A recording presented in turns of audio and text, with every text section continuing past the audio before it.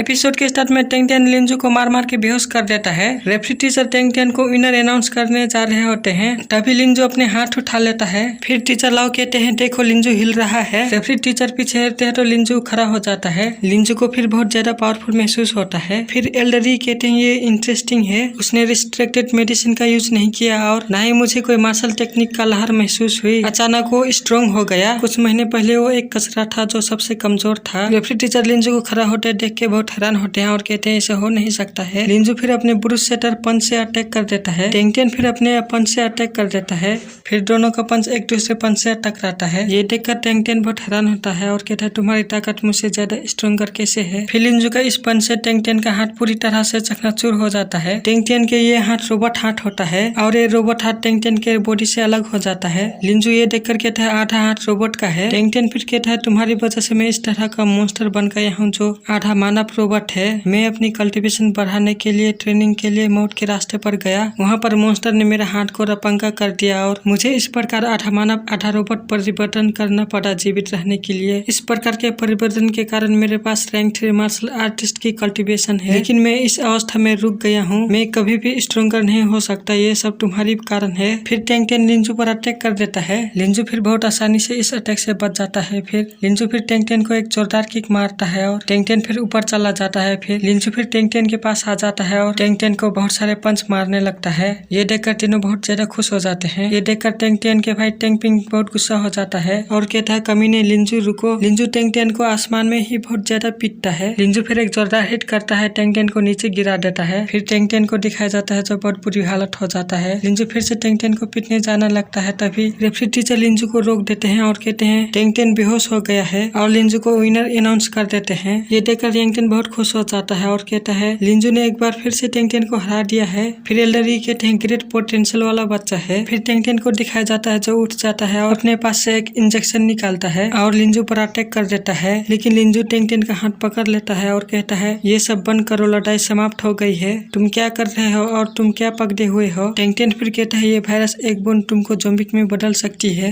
Referee teacher फिर कहते हैं टेंग टियान रुको, तुम नियम तोड़ रहे हो। टेंग टियान फिर हंसता है और कहता है मैं उसे एक ज़ॉम्बी में बदल दूंगा। लिंजू फिर थोड़ा से हंसता है और कहता है टेंग टियान तुमने मुझे मजबूर किया है। लिंजू फिर टेंग टियान को हाथ पकड़ता है और उस इंजेक्शन को उसकी ही गर्दन पर लगा देता है। इंजेक्शन लगने से तुरंत टेंग टियान एक ज़ॉम्बी में बदल जाता है। लिंजू कहता है अब से तुम एक ज़ॉम्बी बन गए हो तो अब मुझे तुम्हें मारना होगा। फिर लिंजू भाला का नुकीले हिस्से के टुकड़े को टेंग टियान की तरफ फेंक देता है। फिर टेंग टियान मर जाता है। फिर लिंजू पर टेंग फैमिली का हेड मोबाइल लिंजू पर अटैक कर देता है। लिंजू फिर इस अटैक से बहुत मुश्किल से बचता है। मोबाइल फिर से लिंजू पर अटैक कर देता है, तभी यहाँ पर एल्डरी आ जाता है और इस अटैक को रोकता है। मोबाइल एल्डरी को देख के पीछे हट जाता है और अपने मन में कहता है rank 6 martial artist star sign city में क्यों है। मोबाइल फिर एल्डरी से कहता है लिंजू ने मेरे बेटे को टेंग टियान को मार डाला है, मैं उसे पकड़ के पुलिस के पास भेजना चाहता हूँ, प्लीज मुझे मत रोको। फिर एल्डरी कहते हैं लिंजू ने स्टार साइन एकेडमी के स्टूडेंट के सेफ्टी के खातिर एक ज़ॉम्बीज को मार डाला है। सेफ्टी के लिए ज़ॉम्बीज को मारना स्टार साइन सिटी में इलीगल नहीं है। फिर मोबाइल कहते हैं टेंग टियान को बॉडी को वापस ले चलो। फिर एल्डरी कहते हैं वायरस को फैलने से रोकने के लिए इससे पहले पुलिस कंफर्म करे किसी ऐसे व्यक्ति को लाश को मूव नहीं किया जाना चाहिए। लिंजू फिर बचाने के लिए एल्डरी को धन्यवाद कहता है। फिर एल्डरी कहते हैं ये कुछ भी नहीं है, आपने जो किया वो गलत नहीं है। सीन चेंज होता है, फेडरल टीम डॉर्मेट्री को एरिया को दिखाया जाता है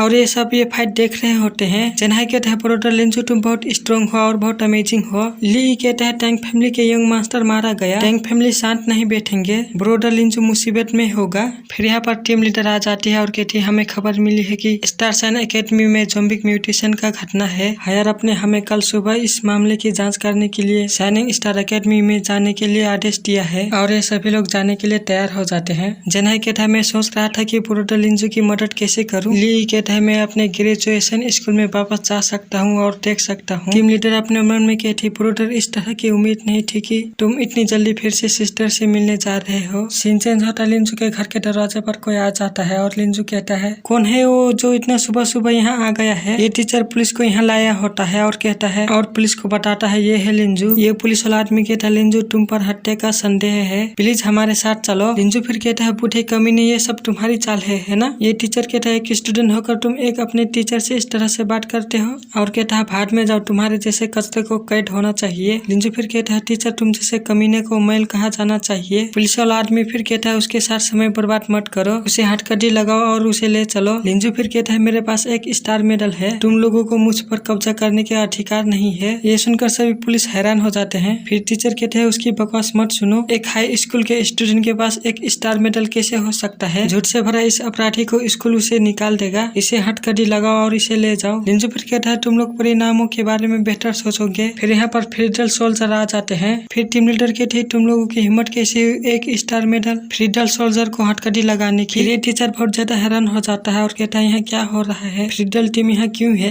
फिर फ्रीडल सोल्जर इन लोगों पर गन टांग देती है। ये देखकर पुलिस वाला डर जाते हैं और कहते हैं हम तो बस अपना फर्ज निभा रहे हैं। टीम लीडर फिर कहते हैं मैं तुम्हारे हायर ऑफिसर से कांटेक्ट करूंगा, तुम लोग पुलिस पावर को दुरुपयोग नहीं कर रहे थे तो तुम लोगों को वापस जाने देंगे। फिर उसी टीचर को पकड़ लेते हैं। फिर टीम लीडर कहते हैं लिटिल ब्रदर हम फिर से मिल गए। जेनहाई कहता है कैसे हो ब्रदर, हम सही समय पर आ गए हैं। फिर यहाँ पर टीचर लाओ आ जाते हैं और कहते हैं लिंजू भले ही ये तुम्हारी गलती नहीं है, लेकिन टेंग फैमिली स्कूल के शेयर होल्डर में से एक है, उन्होंने हम पर दबाव डाला, इसलिए हमें डिसिप्लिन एक्शन करनी होगी। ये सुनकर लिंजू बहुत ज्यादा शौक हो जाता है। टीचर फिर लिंजू को एक लेटर देते हुए कहते हैं स्कूल ने तुम्हें स्कूल से बाहर निकाल दिया है। टीचर कहते हैं स्कूल सोचता है कि आप जानते थे कि इंजेक्शन में जहर था, फिर भी टैंग 10 के ऑर्गन में छेद कर दिया, जिससे टैंग 10 म्यूटेट हो गया। भले ही तुमने उसे जानबूझकर नहीं मारा, लेकिन टैंग 10 फिर मर गया। इस बुरे इरादों से स्कूल ने तुम्हें निकाल दिया है। ये सुनकर लिंजू को बहुत ज्यादा गुस्सा आता है। फिर टीचर कहते हैं मैं इन सभी को नहीं रोक सकता, लेकिन मेरे अन्य स्कूल टीचर के साथ कुछ संबंध है, मैं उस स्कूल में तुम्हें ट्रांसफर कर सकता हूँ। लिंजू फिर मना कर देता है। टीम लीडर फिर कहते हैं हमारे पास एक और तरीका है, तुम फिर से हमारे साथ फ्रीडल टीम में शामिल हो सकते हो। लिंजू फिर कहता है मैं शामिल होऊंगा, मैं पिछले साल पढ़ाई खत्म नहीं कर सकता, इसलिए मैं यूनिवर्सिटी में प्रवेश नहीं कर सकता।